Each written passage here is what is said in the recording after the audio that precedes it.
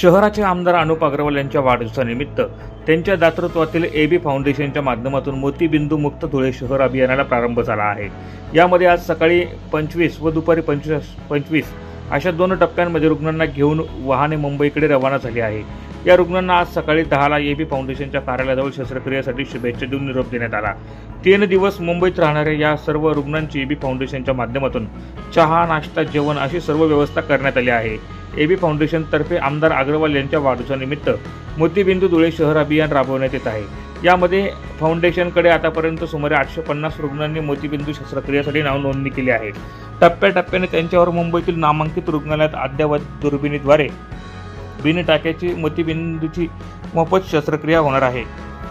त्या अंतर्गत आज सकाळी 10ला 25 रुग्णांना घेऊन पहिले वाहन तर दुपारी 2ला 25 रुग्णांना घेऊन दुसरे वाहन मुंबईकडे रवाना झाले। या सर्व 50 रुग्णांवर 12 तारखेला मोफत शस्त्रक्रिया होणार आहे। शनिवारी हे सर्व रुग्ण वाहनाने धुळ्याला परत येतील।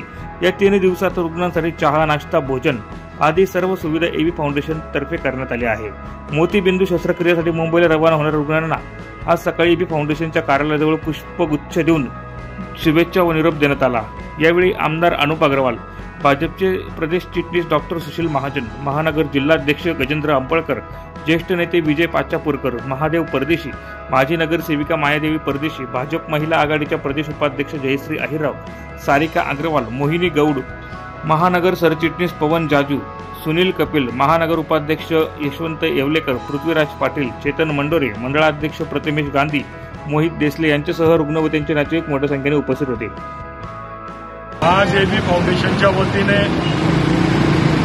पहिली खेप मुंबईला मोतीबिंदू ऑपरेशनसाठी या ठिकाणी आम्ही रवाना करत आहोत। मोतीबिंदूच्या ऑपरेशनला मुंबईत धुळे शहरातील ज्येष्ठ नागरिकांना आज 25 ज्येष्ठ नागरिकांना आम्ही पहिली खेप आज सकाळी मुंबईकडे रवाना करत आहोत। आज उद्या परवा 3 दिवस त्यांचं त्या ठिकाणी ऑपरेशन होऊन त्यांना आराम करण्यात येईल। त्यांचं खायचं, जेवायचं, राहायची सर्व व्यवस्था एबी फाउंडेशनच्या माध्यमातून त्या ठिकाणी करण्यात येत आहे। दुसरी खेप आज दुपारी परत 25 लोकांची या ठिकाणी निघणार आहे। जवळपास या शहरातून 500 लोकांचं टार्गेट एक 15 तारखेपर्यंत आम्ही मुंबईला त्यांचं ऑपरेशन करून घेणार आहोत डोळ्यांचं।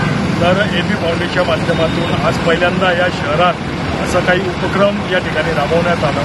आदरणीय मोदी साहेब असतील, आदरणीय पंतप्रधान देवेंद्र भाऊ असतील, गिरीश भाऊ असतील, आदरणीय पालकमंत्री जयकुमार भाऊ असतील, यांच्या सर्वांच्या प्रेरणेने आज हा उपक्रम या धुळे शहरात आम्ही चालू केला आहे। तरी सर्व नागरिकांना प्रभूच्या चरणी प्रार्थना करतो आरोग्यमय आणि त्यांचं ऑपरेशन चांगलं हो आणि ते सुखरूप धुळे शहरात परत यावं ही अशी देवाचरणी प्रार्थना करतो। जय।